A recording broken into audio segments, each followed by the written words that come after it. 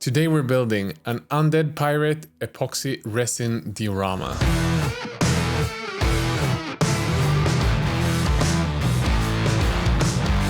Hey friends, you're watching Squidmar Miniatures. I'm Emil. And about a year ago I ordered this amazing clear cast resin. I paid for it with my own money, and I've had like 100 different ideas of resin cast things, epoxy pours that I want to do, rivers, dioramas and everything. And then I started doing this channel and I just didn't have a lot of time to do my own projects. Luckily this week's sponsored got in touch with me. The brand is called Cast and Play and they do 3D designs. One of these sets that I have done are of undead pirates. So I figured that one of these mini dioramas would be epic to make. And then I remembered that I have this one lying around with resin unused. So what better way to use it than to make a video of me trying to use it for the first time. Let's just get going. And today I'm not going to cover all of the painting of these miniatures because quite frankly I don't think it's way too interesting to just seeing me paint skeleton bones and do a how to paint miniature paint job. So let's start this build off by 3D printing these miniatures. I found this really cool skeleton guy with a cannon on his shoulder and just had some ideas of how I might want to paint this and build up the diorama. And of course I found these awesome barrels with octopus tentacles coming out of the barrels, and it just fits with the channel theme so well. To 3D print these models, I'm using my Phrozen Sonic Mini 3D printer. It's a bit faster than any cubic photon that I've been using before. It prints every layer in 1 to 2 seconds instead of these 10 seconds per layer that the photon has, and the quality is about the same. So if you're getting into 3D printing with resin, I think this is a good starting point because the price is low and the quality is high and it's fast.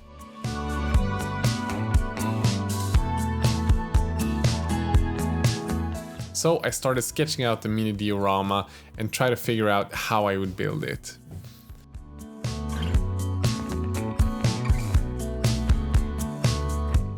I didn't have a base at home and I couldn't find anything that fit very well, but I went out to my storage room and found one of these old baseboards that's been in my storage room for probably 3-4 years, and I thought that maybe I could cut this one to be the right size, and it worked. So you don't have to have expensive plinths and bases and buy that. This could work just as well. With the base cut and ready to the right size, I started planning out where to place the miniature and how I would build up the base. I used some cork from IKEA. These are just regular cork coasters that you can purchase. I think it was like a pack of 5 of these coasters for $5 or something. You can probably find them at your hobby store or any hardware store as well. When I had glued them in place and I felt that I had a good composition, I started adding some Sculptamold. Sculptamold is this casting plaster. It's like a mix of papier-mâché and cement, and it's just super easy to use. Add 2 parts Sculptamold and 1 part water and mix it together, and I have about a 30 to 40 minutes working time to create that landscape that I want to have for my diorama. So I let it rest for about 24 hours, and then I felt like I needed to adjust the side of the base. It wasn't really flat enough and I wasn't sure if it was going to be able to pour the resin on these sides because it just wasn't flat enough. So I took out some milliput and started shaping it to the side of the base. Unfortunately, it didn't end up super flat either, but I figured it was good enough to start working on the rest of the stuff. So I let this rest overnight again, and now that we had like the landscape shapes, we had the side of the base kind of done, what we needed to do was to create the sand that was going to be in the ocean and on the beach. I mixed some Vallejo yellow pigments together with grout and some super fine sand that I actually picked up last summer while I was visiting the ocean beach, and I brought one of these Tupperware packs and just filled it with sand. And these 3 mixed together will dry rock hard, and it will have this awesome look of being like a tropical beach somewhere.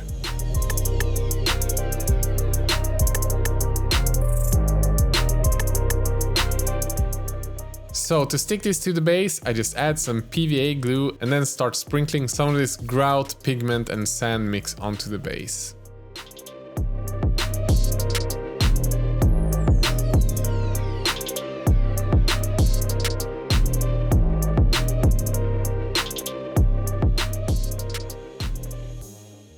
Once I had everything done, I semi-sealed it with a few drops of PVA glue mixed with water and isopropanol alcohol.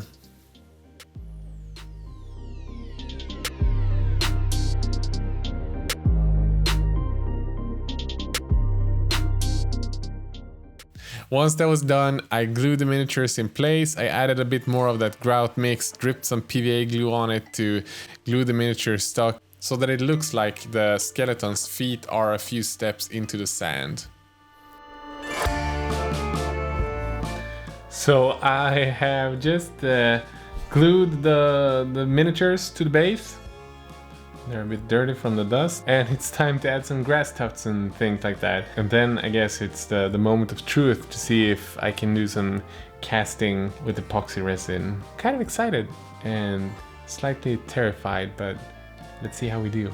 I wanted to have more of a realistic, unused beach look, and I wanted to have some seaweed added to the base. I just used some super glue and some flock and some of these shrubs from gamer grass to the base to make it look even more realistic.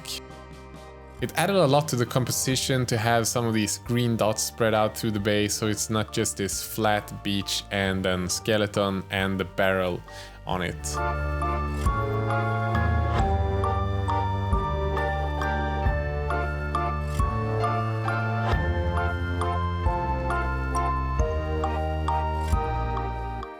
So the base is almost done. We have the miniature in place, we have the scene set up, but we're missing one of the key components. Now it's time for this clear cast resin. It mixes 1-to-1 between these two bottles that's included in this clear cast resin. I have linked to this exact product in the video description, so if you're interested in trying it out, you can just follow one of those links to Amazon. And to get the color, I haven't tried, but I heard regular acrylic paints will react to the resin weirdly, so I used a drop of my inks to color the resin.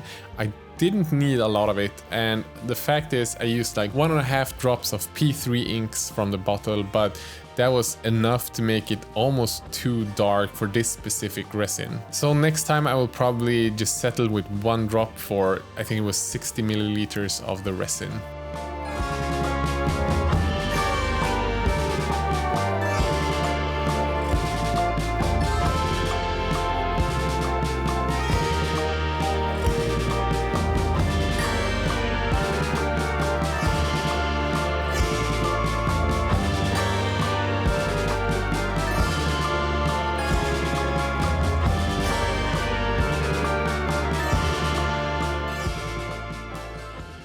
And now comes the waiting game. I need to wait for about a day for it to rest. The video is going to be published tomorrow, so I need tomorrow to make the waves and everything for the base, so I'm kind of looking forward to do that. And I really hope that the resin just sets properly, doesn't leak anywhere, and looks good with not too many bubbles. And then we'll create some waves to make it even more realistic. And how do we create these waves? Well, we have the Vallejo still water texture, and then I'm using some cotton buds and just removing some of the cotton, mixing that together with the Vallejo water texture to get a sea foam kind of look. And then I'm using the water texture to create some awesome waves behind the miniature so that it looks like that he's been walking out through the water and leaving some ripples behind him. We want to have some water splashes. The waves that crashes into the beach creates these sort of like splashes on the different things like the bushes and the barrel, of course. Then we want to have some of these water splashes.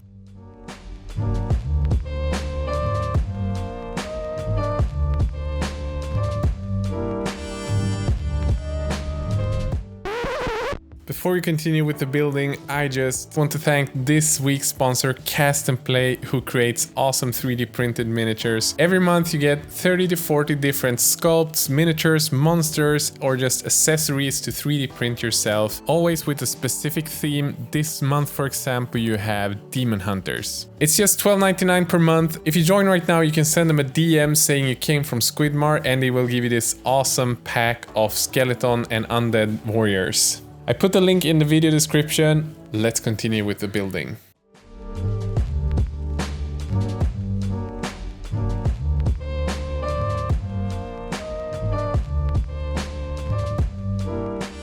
We can also use some fishing lines, some of these small glass beads, and that water texture again to create some more water drops that splashes against this awesome small diorama. It's just gonna add some more detail and some fine, super cool stuff. I don't even know how to explain it, but it just makes the whole piece come more alive and become less flat.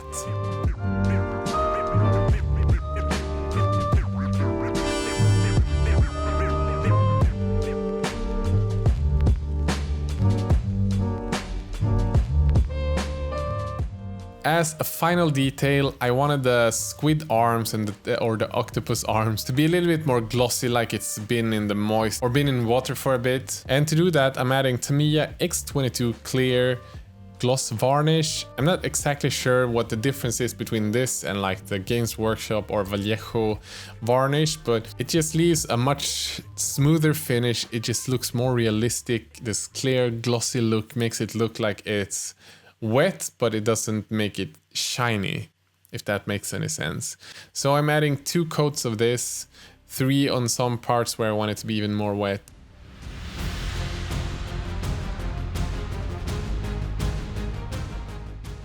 The Mini has rested now overnight and it's almost finished. I have a few extra things I need to add, like painting the rim, for example. And I also noticed that a couple of things like the waves hadn't dried properly. And I'm super excited that it's finished finally. It's quite far from perfect actually. I have a couple of things that I would have done differently. I would probably have added more waves if I had more time to make the water almost like wavy instead of flat like it is now. And one of the main things that I kind of failed with is that it's super bubbly in the resin.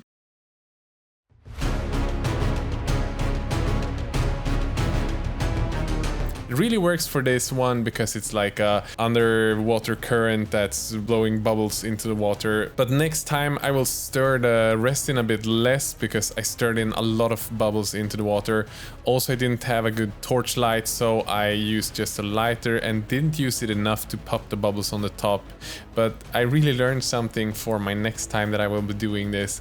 And goddamn did I have fun making this diorama.